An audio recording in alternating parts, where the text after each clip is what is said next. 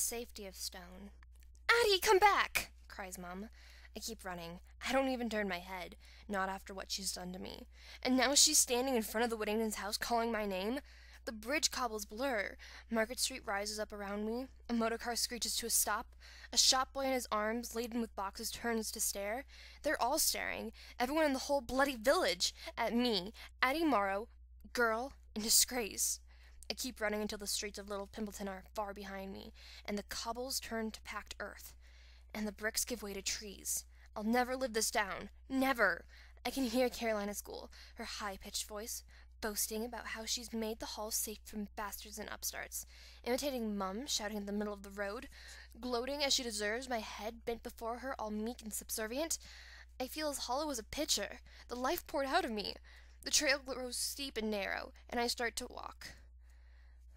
The air here is brisker, saltier, and I take gulping breaths as if I could wish the wounds inside of me clean. I round a bend, push through the last tangle of trees, and there it is, the castle, or what's left of it. It's been more than a year since I last came, but the call is as strong as ever, a magnet pulling me around the pond, past the remnants of walls, across the dips and ridges that hint there were smaller buildings once stood, and up to the tower.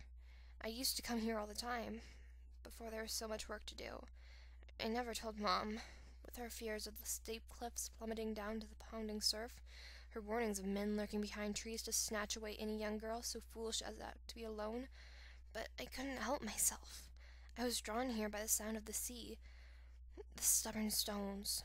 I came because I found early on that they never did. Couldn't be bothered to walk so far in their fancy shoes.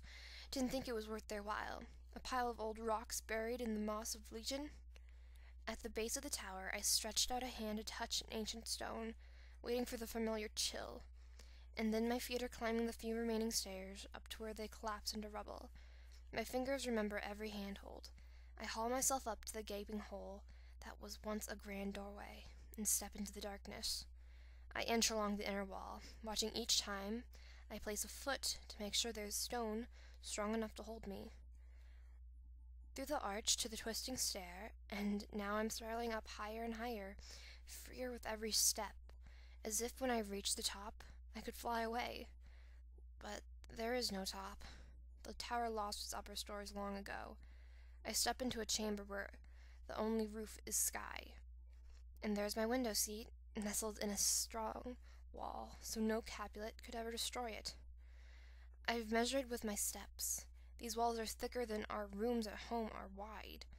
Outside the castle, people must have lived in a state of constant fear, like sparrows glancing up after every bite, watching for the dangers that's always about to pounce. But here there was a power aplenty to protect them. I step up into the nook and sit. Gray-green rock above and below me, before and behind me. Here, in the safety of stone, I can finally breathe. I slide over to look out the narrow slit of a window. Caroline's voice crashes into the wall like a brittle arrow. It shudders and falls, her purple dress blocking the servants' door, the waves of shame tugging me under as I stood there apologizing for what wasn't my fault. The castle resists it all. I lean my cheek against cool, chiseled stone. This is how thick my skin will be from now on. When Caroline's obedient flock caws like scornful crows, when their mothers glance at my cap and apron before turning and whispering to one another, that's when I'll remember these walls, how they let nothing in and nothing out. I sit and sit and sit. Mum will have long been back at her stitching, expecting me at her side. Let her worry. I'll stay here until the sun goes down. I've no classes to attend, do I? No play to rehearse? And only this one last day until my new position is passed on me like a label. A hawk swoops by. I follow its flight down the pond and its fringe of trees, each one stuck whenever a seed happened to land. Then the sun bursts out from behind a cloud. There's a patch of blue, and all at once the pond is shimmering mirror. It holds the same trees I was just looking at, but for once there's nothing to imprison them, and they float free. My breath catches in my throat. That's the world I want, the one on the lake, the one without roots or rocks or soil to hold me down. A fish breaks the surface of the water. From that small spot, circles start to spread, and the bigger they grow, the more they waver, losing whatever force once held them together. Suddenly, the cries of circles are gone, and there's nothing but ripple.